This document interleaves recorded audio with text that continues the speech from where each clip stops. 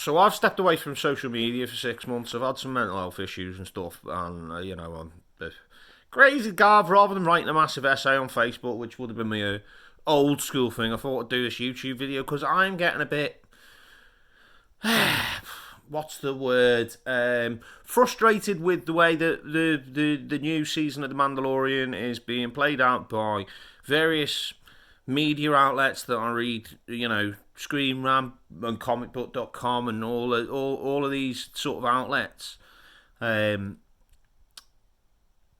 sort of saying that, it's got no direction, it's not doing this, it's not doing that. Honestly, from my personal opinion, I think people are just trying to find a problem with something that there isn't a problem with. Now, don't get me wrong.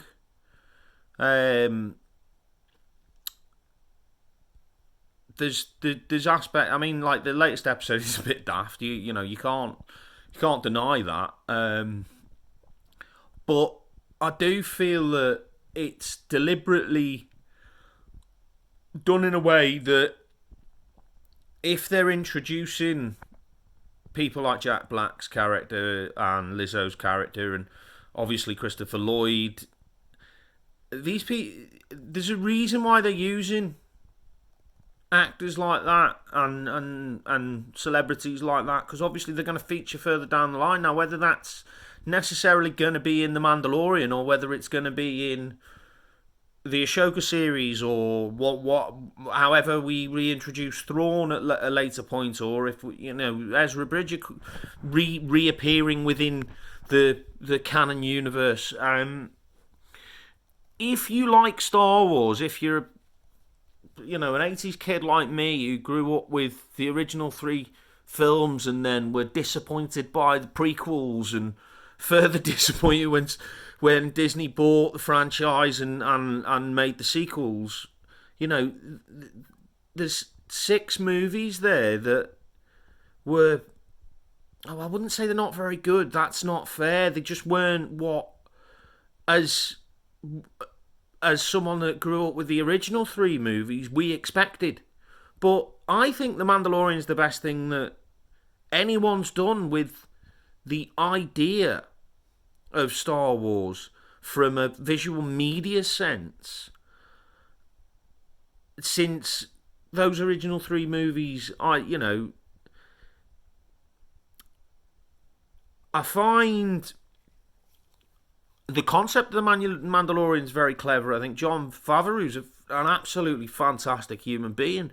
The dude saved basically started the Marvel Cinematic Universe.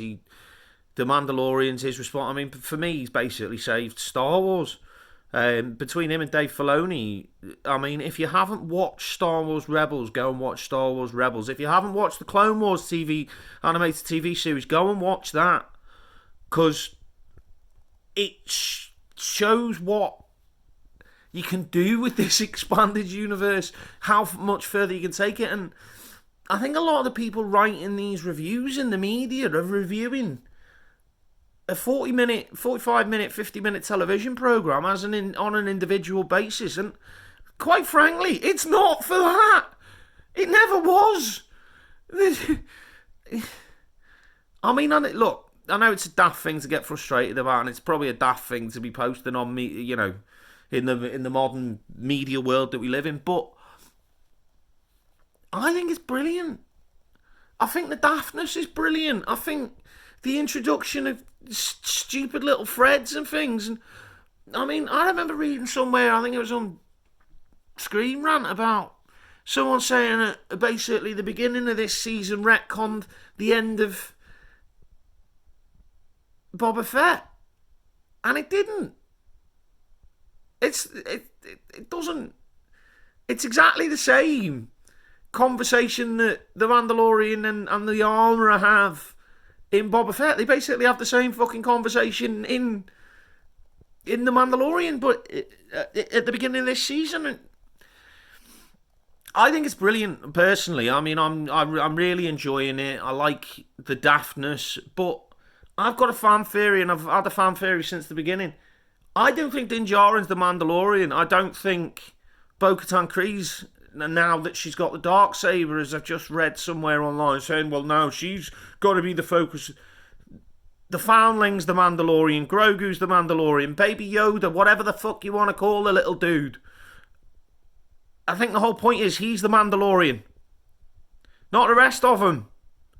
And, you know, as it was obvious with Christopher Lloyd's character today, when he featured, you knew that he was going to play more of a part, because they're not just going to give someone like Christopher Lloyd, who's been around the block so much,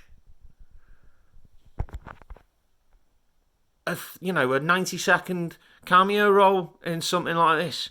So you know Hellgate's going to feature somewhere further down the line, but all of these threads are eventually going to tie in together, and the only people that don't get that, or aren't getting it as far as I can tell, are people that don't like Star Wars, or people that are so focused on how, if they do like Star Wars, how good the original series is, that they still slag everything else off.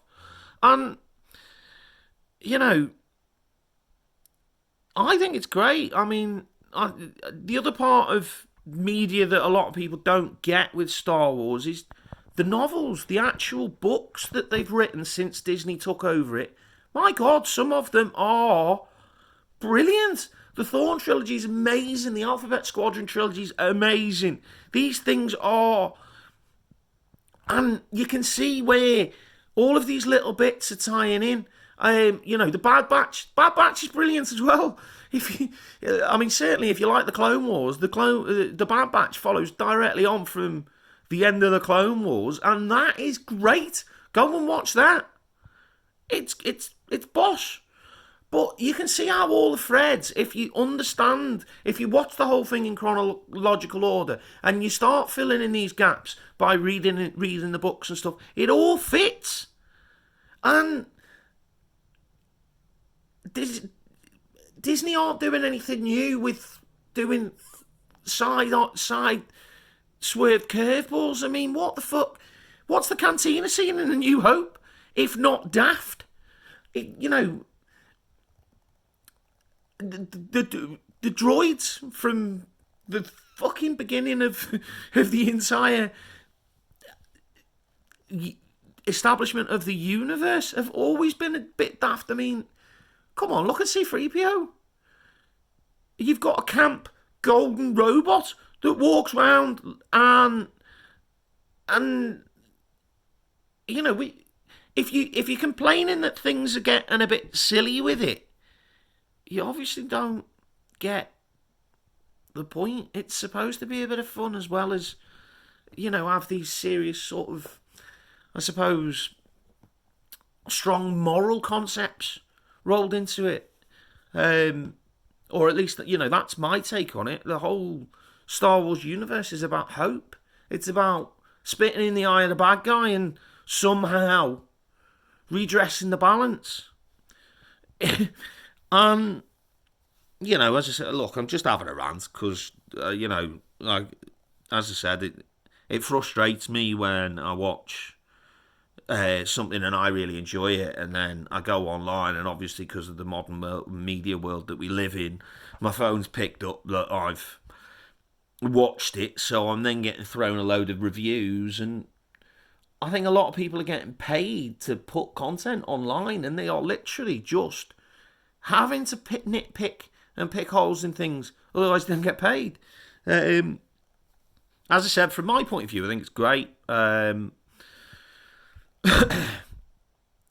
that makes me a bit of an idiot, I don't know, but yeah, so rant over, and sorry if I just wasted 10 minutes of your life watching this video.